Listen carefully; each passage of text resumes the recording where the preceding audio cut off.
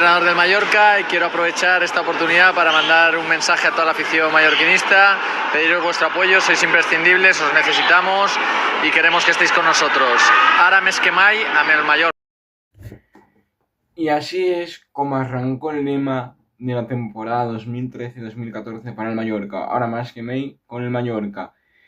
El entrenador José Luis Oltra, un experto en aquella época en ascender equipos, iba a ser el técnico de ese club para intentar devolverlo a la máxima categoría del fútbol español, a la Liga BBVA de aquel entonces. El Mallorca sabía que tenía un reto muy importante que hacer en la Liga adelante y que iba a ser un año muy duro, porque tras 16 temporadas el Mallorca descendió a segunda y tuvieron que recurrir a un cambio en la planificación. Llorens Serra Ferrer siguió al mando del equipo y tenía planeado que el entrenador suyo era Paco Herrera. Finalmente no se llegó a un acuerdo porque Paco Herrera exigía más de un año de contrato y Oltra solo aceptó un año de contrato y la cláusula que no he podido investigar, pero supongo que tendría cláusula que aumenta en caso de ascenso a primera. También Gregorio Manzano se ofreció, os voy a ir poniendo por aquí las fotos de las noticias, y Gregorio Manzano se ofreció a seguir, incluso bajándose el sueldo si hacía falta. Finalmente el elegido, como he dicho, fue José Luis Oltra, que ya ascendió con un par de equipos, concretamente con el Deportivo, fue con el que es más conocido este ascenso, y al final Mallorca tenía que cambiar, como he dicho ya, un poquillo la planificación deportiva. Y ahora vamos a hablar un poco del Mallorca, de qué bajas tiene.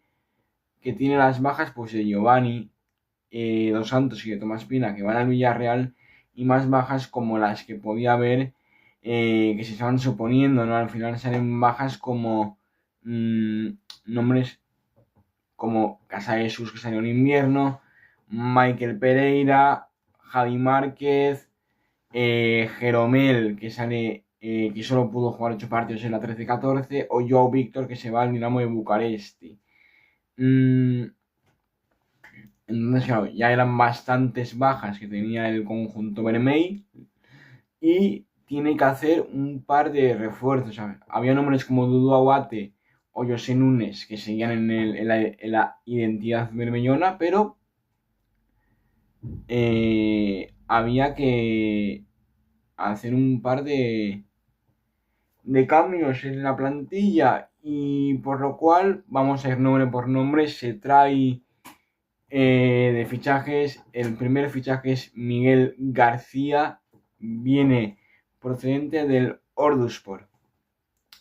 El siguiente fichaje es Agus García, central que jugó en el Alcorcón, también viene procedente de ese equipo turco, del Orduspor, y llega también libre del Llagostera de aquel entonces, ahora ya desaparecido o muy exento, si no me equivoco.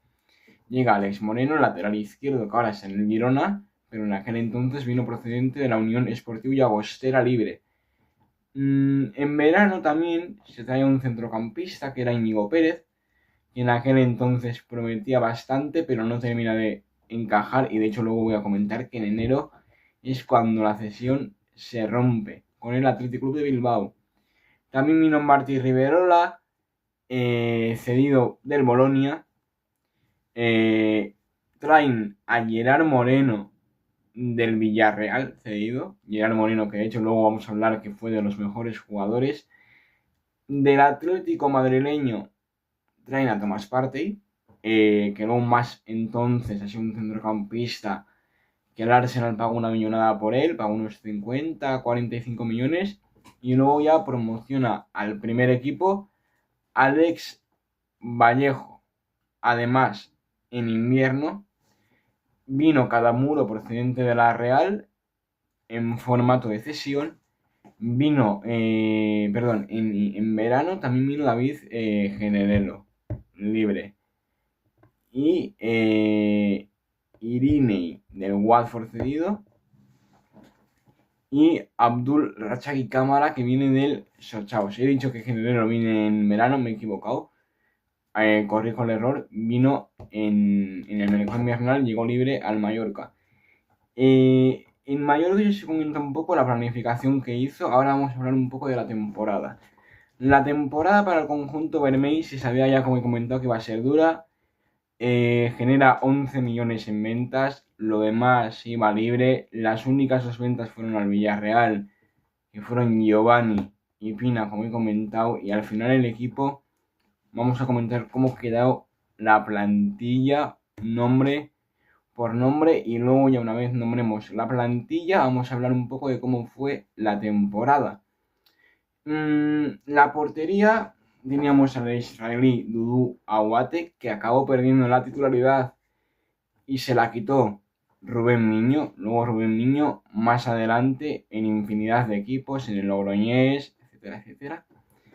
En defensa teníamos a Vigas, que hoy en día sigue jugando, aquí era aún muy joven, aquí tendría unos 22, 21 años. Y teníamos a Alex Moreno también en el lateral, como he comentado, llegó libre del Llagostera. Estaba Chimo Navarro, en el lateral 10, recuerdas, en el Deportivo de La Coruña. Y está también Kevin, como ya he comentado también. Cadamuro, que fue uno de los fichajes que se hizo en aquella temporada. Y el capitán también, José Núñez, que seguía en la plantilla. Luego teníamos un canterano como Bill Company, que jugó muy pocos partidos, pero formó parte de esa plantilla y apenas tuvo minutos, como ya he comentado. Antonio López también estuvo en la plantilla, pero finalmente tuvo un montón de problemas de rodilla. Luego, como he comentado, estaban los García, que vinieron del Orduspor. Miguel García y Agus García. Y eso era lo que componía la defensa. Era una defensa que luego ya voy a comentar, que sufrió en segunda una auténtica barbaridad. En el medio estaba un joven que llegó a debutar este año, que era Marco Asensio. Estaba Tomás Partey. Estaba Alex Vallejo, que promocionó del filial al primer equipo. Estaba Genedelo. Estaba Irinei. Estaba también Íñigo Pérez. Estaba Martí. Y estaba Riverola. Estoy dejando espacio entre nombre y nombre porque os voy a poner imágenes y así, a la vez que lo digo, va más o menos la imagen sincronizada. Hablando ya del ataque, estaba Brandon Thomas, que a día de hoy jugó en el fútbol griego, en el PAOK, si no me equivoco. Gerard Moreno, que qué vamos a decir de él. Akihiro Ienaga, que de hecho de ese chaval saqué un short, que si queréis verlo, está de los primeros shorts que hice, fue el segundo short. El guineano ecuatoriano Ensue. Otro israelí más como Tomer Hemet. Víctor Casadesus. Alexis Gueijo, que luego más adelante jugó, venía sido del Granada, si no me equivoco. Alfaro, que luego se fue al Brucela. Michael Pereira. Y Abdul Rachaki Camara. Alfaro, me refiero que se fue más adelante a Valladolid, no esa temporada. Para continuar un poco, vamos a hablar del comienzo. Este Mallorca arrancó muy mal, 3 derrotas, 11 goles en contra. Arranca la liga en el núcleo alto y el Sabadell mete 4 goles. Y en Mallorca yo creo que aquí como que recibió una cura de humildad, porque ya no estabas jugando contra Atlético, Madrid, Barça, Sevilla, Athletic Club, tú estabas jugando contra Sabadell, Murcia, tenías que ir igual a Jaén, tenías que ir al Minestadi, tenías que ir a Valdebebas a jugar contra el Castilla. Entonces aquí en Mallorca empezó fatal. Empezó a llegar sus mejores resultados, ganar 4 de los últimos 6 y ya se estaba acercando a esos playoffs. Esto hablábamos octubre de 2013, que empezó colista el Mallorca, pero iba sumando ya puntos. Y parecía que al final, con jugadores como Ensue, Alfaro, Casadesus, Tomás Partey y Gerard Moreno, estaba empezando a arrancar. De hecho, Gerard Moreno se convierte en una de las revelaciones de la liga adelante, de hecho más adelante, nunca mejor dicho, hizo carrera en el Villarreal, luego fue al Español, luego en el Villarreal, o sea que no fue un one season wonder. Hizo 11 goles y luego el otro hombre que empezaba a destacar era Marco Asensio, que Marco Asensio,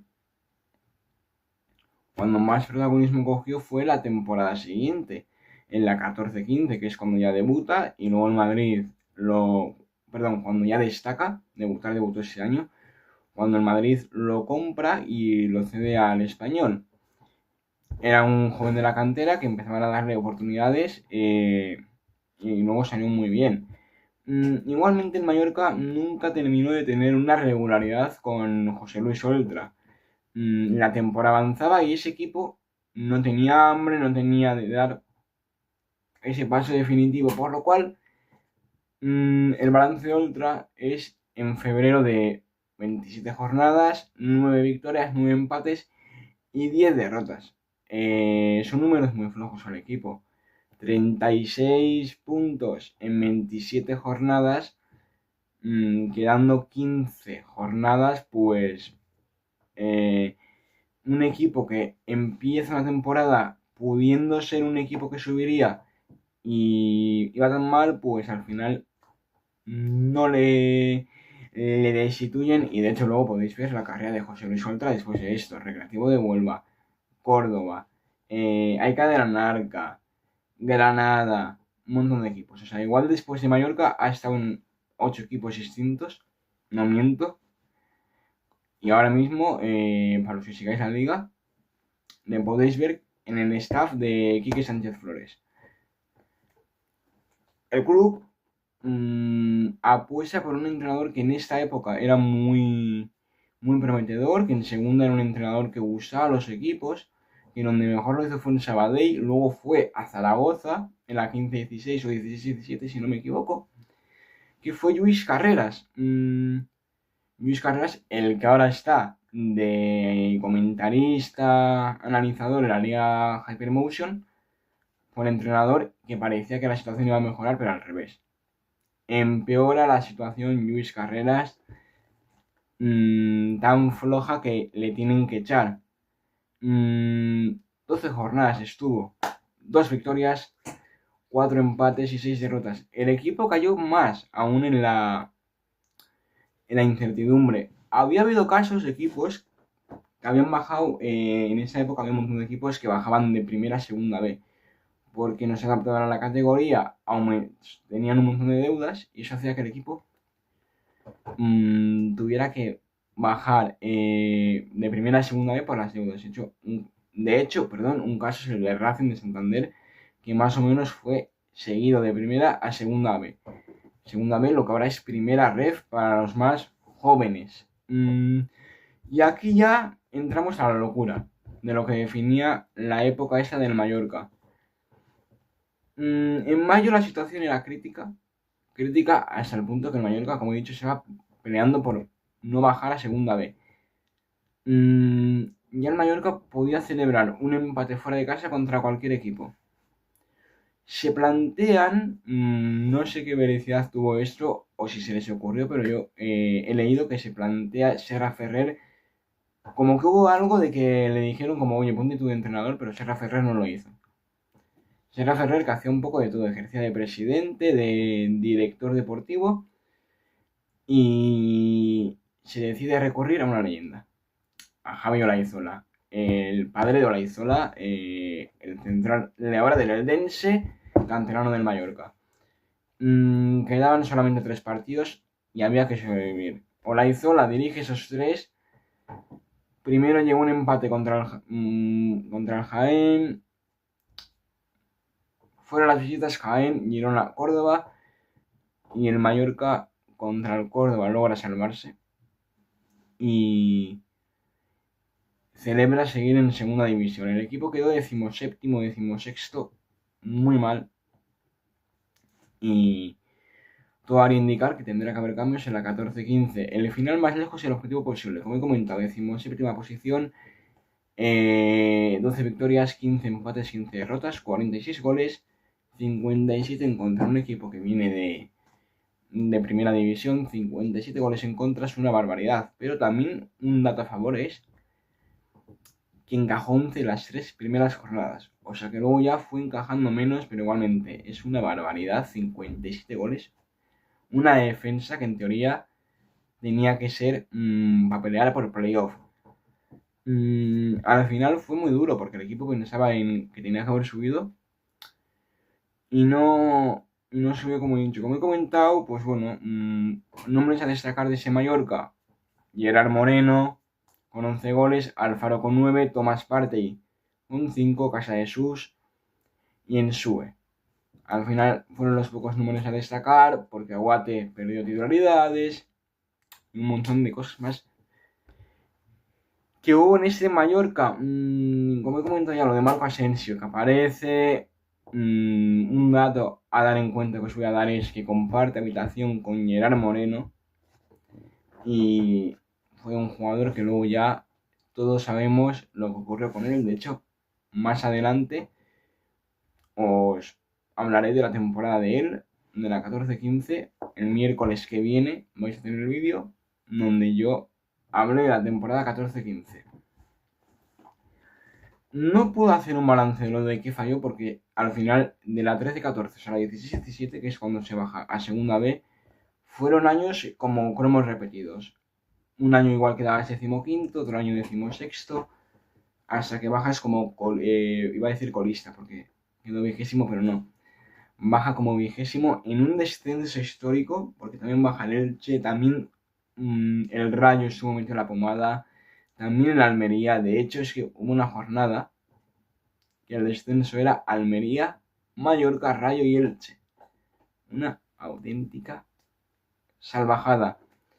Y ahora ya para despedir un poco, la Copa del Rey. Tampoco se hizo nada. El Alcorcón goleó al Mallorca.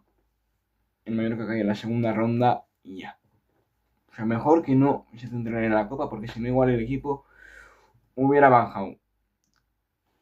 Por dar una conclusión, yo creo que aquí había poca idea de proyecto deportivo. Ojo, yo no digo que Oltra en esa época no sería un mal entrenador. Era buen entrenador para esta época, pero al final el equipo vais a ir viendo que iba dando tumbazos. Y bueno, lo dicho, si os ha gustado el vídeo, darle al like, suscribiros al canal. Todos los miércoles haré un vídeo de ese estilo. Es mi primer vídeo que hago recordando la temporada, así que lo he intentado hacer lo mejor posible.